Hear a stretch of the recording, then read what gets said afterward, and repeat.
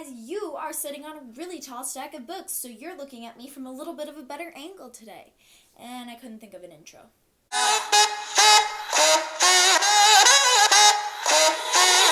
Hey guys, welcome back to another video with me. I'm Kadey. Surprise! And I'm glad you clicked on my face. Hit the whoa. I'm 4 weeks into YouTube and I've already run out of ideas. So I guess today's kind of a story time with Katie Grace.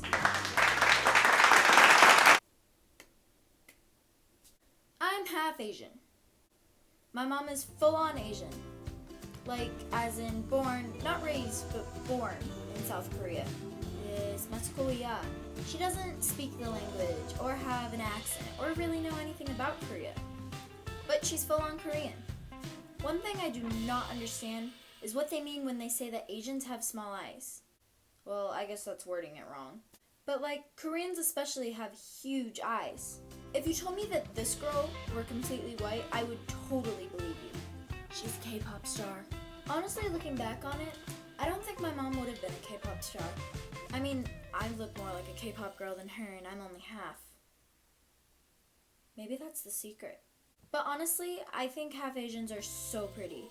That sounds really vain. I am a peacock. Like, I'm sorry to all you racially undiverse people, but we win. I am a peacock. I don't know why I googled this, but I googled half Asians. And the people also search for is literally, why are half Asians so pretty? I am a peacock. Or if you do an image search, you know all the filter buttons at the top?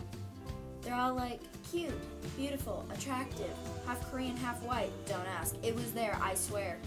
I am a peacock. Yeah, I'm only half Asian, so my mom is more Asian than me. But I think I'm more Asian than my mom. Her first time having boba was last week. And it was because I made it. Because I am obsessed. Because I am more Asian than her. I have this friend who's like a quarter Chinese, and she's the one who introduced me to the amazing world of boba. So I thought the first time I made it, it would only be right if she were there to do it with me.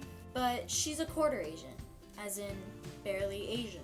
I overheard my mom talking with her friend. She was kind of explaining about how we were going to make boba at the house, how she'd never had it, didn't know how to make it, and had no idea if it was any good. By the way, it's any good. But anyway, her friend was like, yeah, I don't know, man. Asians and their boba. Excuse me, what? Asians and their boba.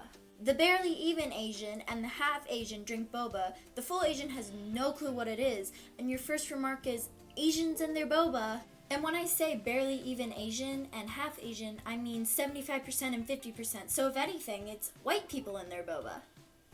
White people boba is bad. Crappy Chinese food places are great for eating crappy Chinese food. But if they sell boba, run away and be very afraid. It's all hard and cold, probably because it's left over from yesterday. And they serve it in peach tea, with no other options. You mean Lipton? From the fountain over there? You just raised the price by like $2? One time I went to go study at this waffle place with my uncle, who by the way is also full Asian and has no idea what boba is. But anyway, this waffle place has boba. And I was like, gross. At a waffle place? Do they even know how to make boba? I'll take 2 please, one with taro, one with Lipton, peach tea. Yeah, white people boba is really bad. A little while ago, I googled where boba came from using smart people words. I was all like, boba origin. It comes from Taiwan. I knew it was from either Thailand or Taiwan, I just couldn't remember which one. And the people also searched for it was, does boba come from China or Japan? No, it does not come from China or Japan. Well, maybe. Have you heard of Taiwan? But I'm just kind of amazed at how every legit Asian restaurant has a legit staff full of people who can actually make sushi. It makes you feel kind of cultured, like you're like visiting Japan or something. Or like when I go to Panda Express, I feel like I'm really tasting the Chinese cuisine. So the other night I was craving crappy Chinese food. So my mom ordered online from this place called Chopsticks with an X. So it's not like chopsticks, it's like chopsticks. And like, COVID's still out there, you know? So the whole entranceway is blocked off by these 3 plastic walls. You're in this tiny plastic box with space for 3 people. One of the walls is clear with like this doggy flap looking thing in the middle, and a little hole cut into the side by the card reader so that you can like stick your card in. It's great. So anyway, this really Asian lady comes out and she starts talking into this microphone. Like the ones those people at the movie theaters have so that you can hear them through the glass box. Yeah, like those. Except you're the one in the box. So anyway, this really nice lady comes to help us and she's like, "Hi, what your phone number?" So my mom starts spitting out numbers super fast and I start panicking a little and I'm like, "Mom, slow down. This is probably your second language." Because like I'm learning my second and third languages right now and I know how hard it is. There's like a little bit of panic inside. And I'm starting to consider translating her number to Chinese so I can help this lady out. But then I realized she got the number and she's like punching it into the computer really fast and I'm like, show off. So she goes to the back to grab our food and pushes it through the doggy door and then she goes on her computer to tell us our total. She's all like, "That will be $25.65. And it was at that moment I realized that she did not have an accent. So we're in the car now and we're going home to eat our Chinese food. And I'm a little upset that this lady had no accent. Must not be authentic, cheap Chinese food.